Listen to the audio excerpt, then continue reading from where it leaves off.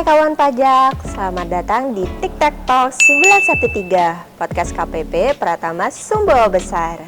Bersama saya Aulia, dan kali ini saya tidak sendirian karena ditemani oleh rekan saya. Hai kawan pajak, saya Eni Kusniati, saya salah satu penyuluh di KPP Sumbawa Besar. Ya Bu, gimana kabarnya hari ini? Akhir-akhir ini Sumbawa sering hujan ya Bu ya? Alhamdulillah sehat, semoga kawan pajak juga sehat semua ya. Ya betul Kak Ul, kalau siang panas, begitu sore hujan, semoga tidak banjir ya. Oke, kira-kira kali ini kita membahas tentang apa nih Bu? Gimana kalau misalnya ini aja Bu, kita kan sering dengar ya wajib pajak itu salah setor, kemudian wajib pajak juga banyak yang double bayar. Terus ada juga nih wajib pajak yang dia dipotong atau dipungut itu kelebihan. Nah, dan ada juga nih Bu, kalau wajib pajak itu dia transaksinya dibatalkan. Sedangkan wajib pajak ini dia sudah bayar pajaknya.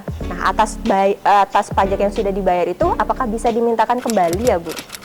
Bisa dong, kawan pajak bisa mengajukan pengembalian pajak yang seharusnya tidak terutang, atau yang lebih gampangnya kita singkat PYSTT.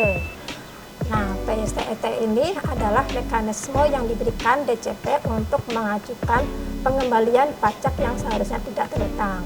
Jadi, apabila kawan pajak merasa ada kelebihan bayar pajak atau ternyata tidak terutang nih, kawan pajak udah terlanjur bayar, tapi ternyata transaksinya batal, atau misalnya kelebihan potong atau pungut, kawan pajak bisa mengajukan pengembalian pajak yang seharusnya tidak terutang. Gitu Kak Uli. Nah Bu, apa saja sih alasan wajib pajak bisa mengajukan permohonan PYSTT? Nah, lebih lengkapnya ada 6 alasan wajib pajak mengajukan PYSTT ini Kak Uli. Yang pertama adalah PYSTT terkait kelebihan pembayaran dan atau pemotongan bagi wajib pajak yang memiliki peredaran bruto sampai dengan nilai tertentu. Jenis permohonan ini diajukan untuk BPOP UMKM yang omsetnya masih di bawah 500 juta. Jadi misalnya ada WPOP UMKM yang sudah terlanjur bayar misalnya Januari, Februari sampai Maret. Ternyata omsetnya masih di bawah 500 juta. Kan belum ada pajaknya seharusnya. Maka apabila WP udah terlanjur membayar, WP bisa mengajukan pengembalian pajak yang seharusnya tidak terutang atas yang pajak yang udah dibayar tadi Kak Aul. Kemudian yang nomor 2 ada PYSTT terkait dengan pembayaran yang belum digunakan. Jadi misalnya ada sisa saldo deposit belum digunakan, atau misalnya ada tadi double bayar, kan yang satu akhirnya belum digunakan, atau misalnya ada kesalahan dalam masa pajak, misalnya harusnya bayar harusnya ke masa Maret, tapi ditulis di billingnya masa April, maka wajib pajak bisa mengajukan PYSTT atas pembayaran yang belum digunakan. Kemudian ada PYSTT terkait pembayaran yang dipersamakan dengan pelaporan. Ini digunakan untuk mengajukan kelebihan pembayaran pajak atas pelaporan melalui pembayaran PPh pasal 25 badan atau OP. Jadi misalnya wajib pajak badan ada kewajiban pasal 25, terus ada double bayar, atau misalnya ada yang seharusnya tidak kena pasal 25, maka wajib pajak bisa mengajukan dengan menggunakan alasan ini. Kemudian ada PYSTT terkait dengan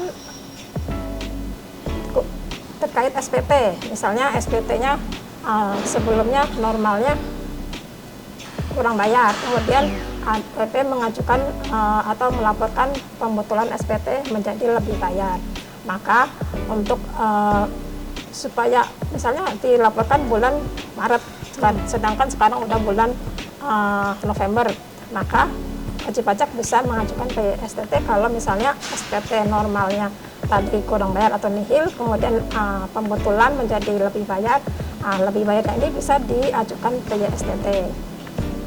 Kemudian yang kelima adalah PYSTT terkait dengan bukti transaksi yaitu faktur pajak atau dokumen yang dipersamakan dengan faktur pajak atau bukti pemotongan. Jadi misalnya wajib pajak ada kelebihan pemotongan, misalnya tadi harusnya dipotong dengan tarif 5%. Ternyata dipotong dengan tarif 15%, maka wajib pajak berhak untuk mendapatkan pengembalian atas kelebihan yang kelebih potong itu tadi. Yang berikutnya ada permohonan pengembalian pendahuluan atas selisih kelebihan pembayaran pajak yang belum dikembalikan pada SKP PKP sebelumnya. Jadi contohnya wajib pajak mengajukan pengembalian pendahuluan atas SPTLB. Misalnya sebelumnya di SPTLB ada lebih bayar sebesar 20 juta, namun diterbitkan SKP PKP dengan nilai 15 juta. Dan wajib pajak bisa membuktikan bahwa seharusnya 20 juta, maka selisihnya bisa diajukan dengan PYSTT dengan alasan yang nomor 6 ini. Nah, demikian alasan yang bisa diajukan, tergantung kawan pajak memilih mana kondisi yang terjadi pada kawan pajak. Oh, jadi ada 6 alasan ya, Bu. Nah, bagi kawan pajak yang mau mengajukan PYSTT, silahkan dipilih salah satu alasan dari ke-6 alasan tersebut, sesuai dengan kondisi yang kawan pajak alami. Nah, sekarang nih Bu, gimana sih cara kita mengajukan PYSTT itu? Nah, ada 3 cara yang dapat kawan pajak pilih nih. Pertama, yang online yaitu melalui portal wajib pajak atau Kortek. Silakan kawan pajak bisa mengajukan PYSTT melalui modul pembayaran dan submodul atau submenu formulir restitusi pajak. Kemudian yang kedua adalah secara langsung. Silakan disampaikan langsung ke KPP di mana kawan pajak terdaftar. Datang langsung ke loket TPT, kemudian nanti petugas akan membantu dengan menginput di sistem Kortek. Kemudian ketiga adalah mengirim kertas permohonan PYSTT melalui pos atau jasa ekspedisi. Jangan lupa harus ke KPP di mana kawan pajak terdaftar. Jangan salah, kalau salah soalnya nanti tidak dianggap surat pengajuan, nanti akan dikembalikan. Misalnya kawan pajak mengajukan ke KPP A, seharusnya ke KPP B. Ternyata kan bukan terdaftar di B, maka permohonan tidak dianggap surat permohonan dan akan dikembalikan ke kawan pajak. Sebelum kita melanjutkan tentang bagaimana tata cara pengajuan PYSTT, ada beberapa hal yang perlu diperhatikan oleh kawan pajak nih. Yaitu yang pertama adalah kawan pajak harus mempunyai data nomor rekening. Jadi kan nanti pengembalian pajak akan dikirim atau ditransfer ke nomor rekening kawan pajak. Untuk itu kawan pajak harus mengupdate nomor rekening di Kortek masing-masing. Kalau kawan pajak belum ada nomor rekening, silakan menginput nomor rekening melalui perubahan data. Kemudian yang kedua, jika diajukan atas nama WP Badan atau instansi pemerintah, silakan diajukan melalui kuasa, diajukan oleh kuasa badan tersebut. Kalau melalui Kortex, jangan lupa kawan pajak melakukan impersonate. Jadi kan untuk masuk ke Kortex kan kita menggunakan NIK PIC ya. PIC-nya badan tersebut, silakan login, kemudian jangan lupa impersonate ke nama badannya untuk mewakili badan tersebut. Kemudian yang ketiga, dokumen yang harus dilampirkan dalam pengajuan PYSTT ini, yaitu antara lain surat perhitungan pajak yang seharusnya tidak terutang menurut wajib pajak, kemudian surat kuasa apabila diajukan oleh WP Badan, ada harus dilampirkan surat kuasa khusus atau surat penunjukan yang mewakili badan tersebut. Kemudian bukti penyetoran pajaknya. Kemudian apabila ada dokumen lain yang mendukung, silakan di-upload juga. Untuk mengajukan permohonan PYSTT melalui Kortek, silakan kawan pajak mengikuti langkah-langkah berikut. Yang pertama, login ke Kortek dcp.pajak.go.id. Yang kedua, pilih menu pembayaran, kemudian pilih menu formulir restitusi pajak. Yang ketiga, isi nomor surat permohonan wajib pajak. Kemudian yang keempat, isi email wajib pajak. Yang kelima, pada data permohonan pilih alasan permintaan restitusi. Yang keenam, pada bagian rekening bank, pilih rekening dengan klik kaca pembesar dan pilih rekening yang sudah direkam sebelumnya. Yang ketujuh, unggah dokumen pendukung terkait perhitungan pajak yang seharusnya tidak terutang. Dan yang kedelapan, klik submit untuk membentuk bukti penerimaan elektronik.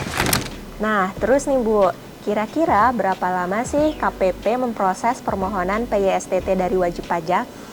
Pengajuan PYSTT yang lengkap akan diproses dalam waktu 3 bulan. Jadi kan DJP perlu waktu untuk meneliti apakah benar terdapat pajak yang seharusnya tidak terutang, ataukah pajak tersebut benar belum dikreditkan pada SPT dan lain-lain. Untuk itu DJP perlu waktu selama paling lama 3 bulan untuk memproses pengajuan PYSTT tersebut. Nah, nanti kalau misalnya diterima, akan diterbitkan SKPLB.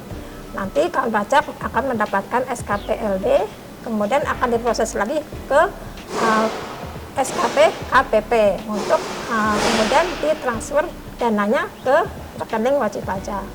Namun ada kalanya permohonan wajib pajak ditolak. Nanti wajib pajak akan mendapatkan surat penolakan dari DJP bahwa pengajuan PYSTT-nya ditolak. Demikian Kak Aus. Nah, itu dia ya penjelasan lengkap kita terkait PYSTT. Semoga obrolan kita pada episode kali ini bisa membuka wawasan bahwa hak setiap wajib pajak itu penting untuk dijaga. Terima kasih sudah mendengarkan episode kita sampai akhir dan jangan lupa untuk pantau terus episode-episode selanjutnya. Sampai jumpa.